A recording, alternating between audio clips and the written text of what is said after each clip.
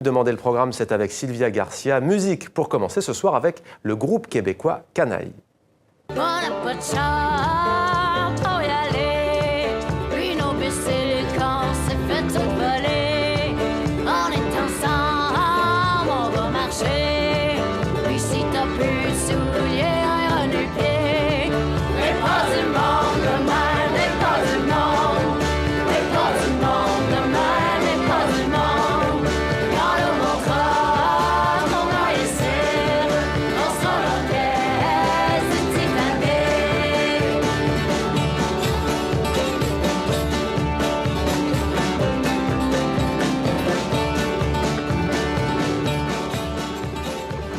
Bonsoir Sylvia. Bonsoir Mohamed. Ravi de vous retrouver. Canaille au pluriel, c'est important. Et ils sont en concert tout à l'heure à Paris. Oui, blues, cajun, bluegrass et folk, à coups de mandoline et de planche à laver, ces 8 Québécois présentent leur dernier album, Rond-Point, sorti en avril. Ils le présentent au public parisien.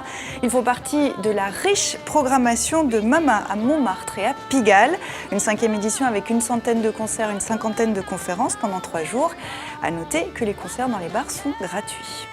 Au programme également, Sylvia, un automne très marocain à Paris, on ne va pas s'en plaindre. Identité à l'Institut des cultures d'Islam, le Maroc médiéval au Louvre et le Maroc contemporain à l'Institut du monde arabe. Inauguration de l'exposition hier en présence du président français François Hollande et de la princesse Lala Meriem. Le travail de 80 artistes y est présenté. Depuis quelques années, il faut le dire, le paysage culturel marocain connaît une grande vitalité, multiple et foisonnante dans une société traditionnelle en mutation.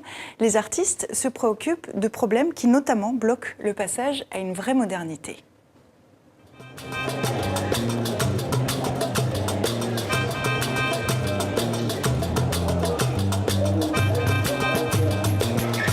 Les artistes marocains et surtout la jeune scène artistique contemporaine se préoccupent beaucoup de ce qui l'entoure, de la société, de la religion, de la dérision, de l'humour, de l'espace public. Pour ce travail, je crois qu'il parle plutôt de ma culture religieuse, donc marocaine et pas que. Il y a des inspirations soufis. Ça vient d'un texte qui parle des 77 branches de la foi, donc il y a 77 lustres. Je viens d'une culture où il n'y a pas d'image, où on ne montre pas. Ce qui m'a séparé de la photographie occidentale, c'était ne plus montrer, mais essayer plutôt de démontrer que le drame, c'est pas humain.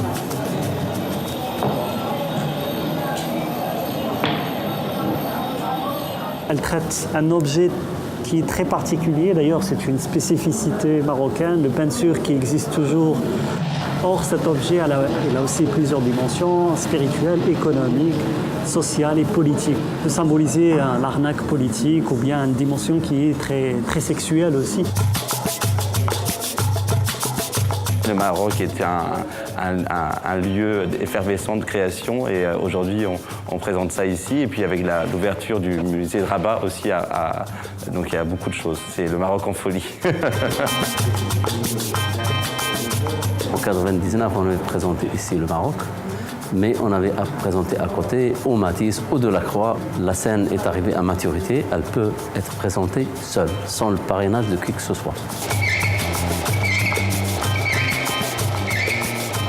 Voilà, donc l'exposition s'appelle Le Maroc contemporain et c'est à voir à l'Institut du monde arabe jusqu'en mars, Mohamed.